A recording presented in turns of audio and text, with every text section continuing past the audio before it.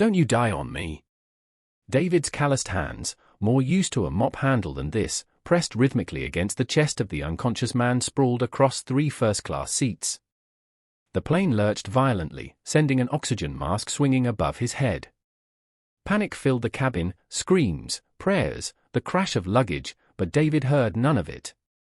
His world had shrunk to the ashen face of Arthur Croft, the cold, distant millionaire who had looked right through him when he and his 7-year-old daughter boarded Flight 1821 just hours earlier. "Please," he whispered, sweat and tears mingling on his face as he continued compressions. "You can't die. Not without telling me why. Why did you have her picture?" 30,000 feet above the Atlantic, as the aircraft battled terrifying turbulence, David Reed, a single dad and janitor from a run-down part of the city, fought to save a man worth more than his entire neighborhood. He had no idea that the man's next words, if he lived to speak them, would shatter everything he thought he knew about his own life and the woman he'd loved and lost. 3 hours earlier. "Wow, Daddy, it's like a spaceship." Maya's eyes were wide as she clutched her worn teddy bear, shuffling down the aisle of the Boeing 777. For David, each step into the plane's cabin felt like entering a world he didn't belong in. The soft lighting, the hushed tones, the flight attendants with their perfect smiles, it was a universe away from his life of overnight shifts and ramen noodle dinners. A flight attendant with a nameplate reading a Patricia smiled warmly. "First flight, little one." Maya nodded shyly, hiding behind David's leg. "Well, you're in for a treat. Seat 24A, just down this way," Patricia said, guiding them past the curtains separating first class from the rest of the world. David couldn't help but glance at the passengers in their spacious pods. Most were lost in laptops or noise-cancelling headphones. But one man caught his eye. Arthur Croft. He wasn't working or sleeping. He sat perfectly still, staring out the window with a look of profound, aching regret. He was older, maybe in his early 60s, with silver hair and a tailored suit that probably cost more than David's car. Everything about him screamed power and wealth. As if feeling his gaze, Arthur turned. For a split second, their eyes locked. The man's expression shifted from surprise to something David couldn't name, a flicker of pain, of recognition, before hardening into a mask of cold indifference. He looked away, dismissing David as if he were part of the furniture. "Sir, can I get you anything?" a flight attendant asked the millionaire. "Just privacy," Arthur Croft replied, his voice sharp and dismissive. The brief exchange left David feeling unsettled. Why had the man looked at him like that? Like he'd seen a ghost. Shaking it off, he settled Maya into her window seat, her face pressed against the glass in wonder. This flight wasn't a vacation. It was a necessity. His late wife Sarah's only living relative, a great-aunt in Scotland, had passed away, and a small inheritance awaited Maya.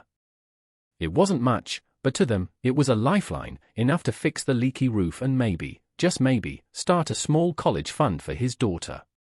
"Daddy, are we flying to where Mommy is?" Maya asked, her voice small. David's heart clenched. "No, sweetie. Mommy's in heaven, which is even higher than this.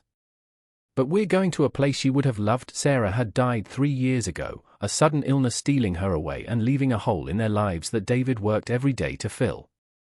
He was both father and mother, janitor and storyteller, protector and provider. This trip was for her, for the memory of the woman who had been his entire world. As the plane took off, pressing them back into their seats, David held Maya's hand. For a few days, he could forget the smell of disinfectant and the ache in his back. He was a father taking his daughter on an adventure. The thought brought a rare, genuine smile to his face. An hour into the flight, David noticed a commotion from first class. It was Arthur Croft, standing now, his voice raised in displeasure. "This is unacceptable," he was saying to a flight attendant. "I specifically requested no one be seated next to me." "I understand, Mr. Croft," the attendant replied, "but this is a fully booked flight." David rolled his eyes. The problems of the rich.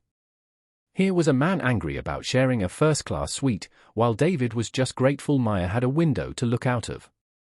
The situation was resolved when the other passenger was moved, leaving Mr. Croft in his coveted solitude. As he sat, his gaze swept the cabin and, for a second time, locked with David's. This time, David didn't look away. Something about the man's cold entitlement sparked a quiet defiance in him. He held the stare until, surprisingly, it was Arthur Croft who broke contact, turning abruptly away. David returned his attention to Maya, who had fallen asleep, her head resting on his arm. He watched her gentle breathing, a fierce, protective love swelling in his chest. Everything he did for her. He was about to doze off himself when he saw Arthur Croft stand and move toward the lavatory. As he passed the dividing curtain, something white fluttered from his suit jacket, landing on the carpet just inside the economy section. Without thinking, David gently eased Maya's head onto a pillow, unbuckled his seatbelt, and slipped into the aisle. He picked up the small, folded piece of paper. It felt old, the creases soft from being opened and closed many times. It was probably just a business note, but a strange impulse, an instinct he couldn't explain, made him unfold it. His breath caught in his throat. His heart stopped. It was a photograph. A young woman with a radiant smile and eyes that held the whole world stood before an old oak tree. Her hair was windswept, and she was laughing, captured in a moment of pure, unbridled joy. It was his Sarah. His late wife. His hands began to tremble. Why? Why would this cold, arrogant millionaire be carrying a worn photograph of his deceased wife? A picture he had never seen before, taken years before they had even met. The lavatory door clicked open. In a panic, David quickly refolded the photo and slid back into his seat, his mind a chaotic storm of questions. Arthur Croft emerged, patting his pockets with a troubled expression. His eye scanned the floor. David clutched the photo, his heart pounding. He should return it. But how could he explain having it without asking the question that was now screaming in his mind, "How do you know my wife?" As the millionaire returned to his seat, visibly agitated, David made a decision. He would keep the photo, just for a little while. He needed to understand. He carefully slipped it into the worn paperback novel in his seat pocket. Suddenly, the plane dropped. The cabin shuddered violently, and a collective gasp went through the passengers. The seatbelt sign chimed on. "Ladies and gentlemen, this is your captain," a calm voice announced. "We're experiencing some unexpected turbulence. Please remain in your seats with your seatbelts fastened." Maya woke with a frightened cry. "Daddy, what's happening?" "It's okay, sweetie," David soothed, buckling her in and then himself. "It's just like a bumpy road, but in the sky. We're perfectly safe." But the turbulence intensified, the plane bucking and groaning. Fear, cold and sharp, pierced through David's shock about the photograph. His only concern now was his daughter. He held her tight, whispering reassurances he didn't feel himself. The moment was shattered by a choked cry from first class. A flight attendant rushed forward. David couldn't see what was happening, but he felt the shift in the cabin's energy. A passenger near the front craned his neck. "I think that rich guy is in trouble," he murmured. David's thoughts immediately went to Arthur Croft. A flight attendant's urgent voice cut through the noise. "Is there a doctor on board? We have a medical emergency." Silence. No one came forward. The plea came again, more desperate this time. "Please, is there anyone with medical training?" David's mind flashed back to the mandatory first aid and CPR courses he'd had to take for a construction job years ago, before Maya was born. It wasn't much, but it was something. As the plane plunged again, sending a new wave of screams through the cabin, he made a choice. He turned to the woman next to him.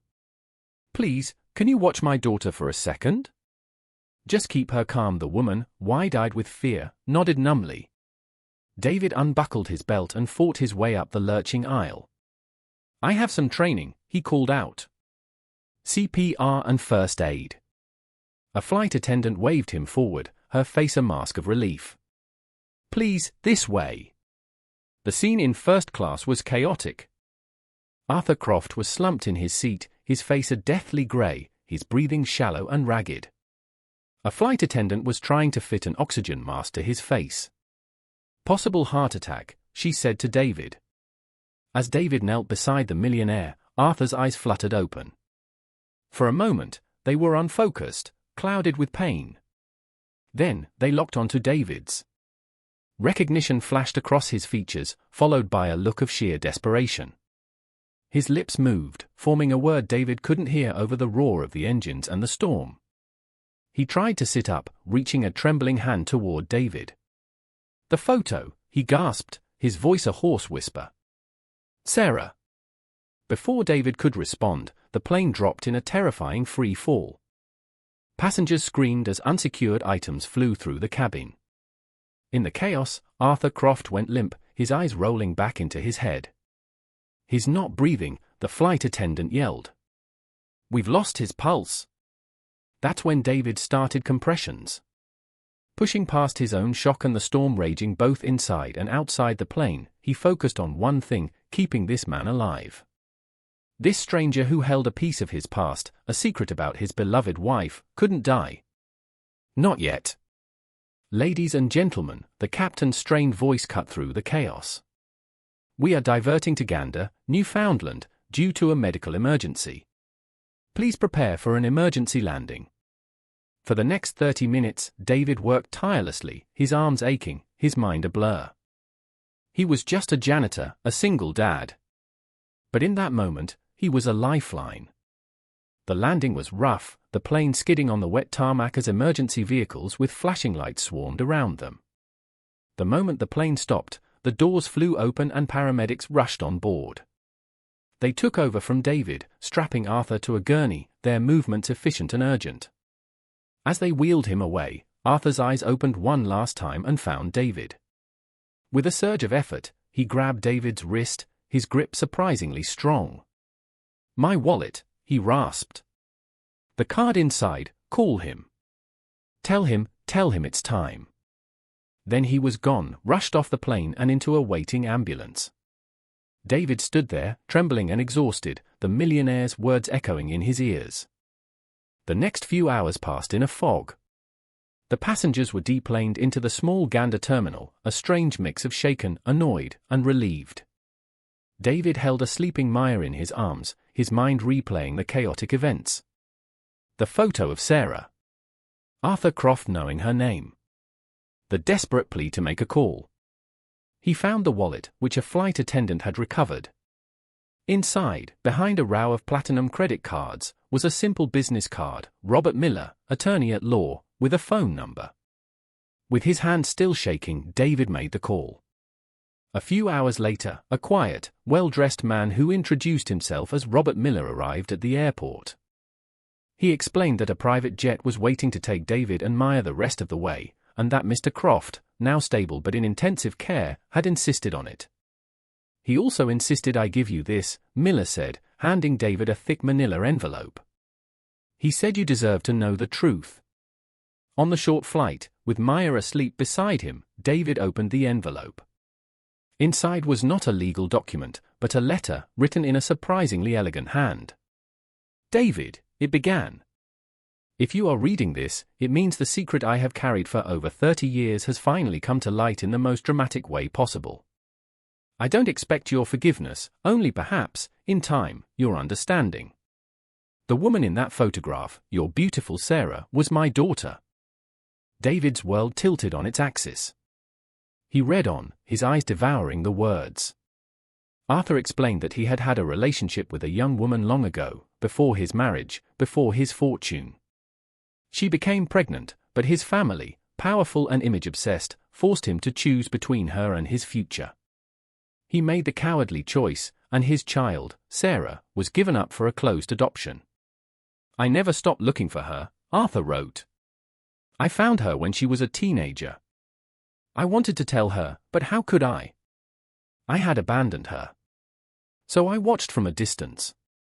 I used my resources to ensure she had opportunities, anonymously funding a scholarship that helped her get through college. I saw her meet you. I saw how happy you made her. You were a good man, a better man than I, and I was grateful she had you. When she died, a part of me died with her. My only connection to her, to the life I could have had, was gone. Except for one. Her daughter. My granddaughter. Maya. Tears streamed down David's face. The secret scholarships that had always seemed like a miracle. The feeling, sometimes, that Sarah had a guardian angel. It had been him. Arthur Croft. Her father. All I wanted was to find a way to be part of Maya's life without disrupting yours, the letter concluded. To give her the security I never gave her mother. I was on that flight to follow up on the inheritance from her great-aunt, to add to it from my own fortune, to set her up for life, all from the shadows. I never intended for you to find out like this.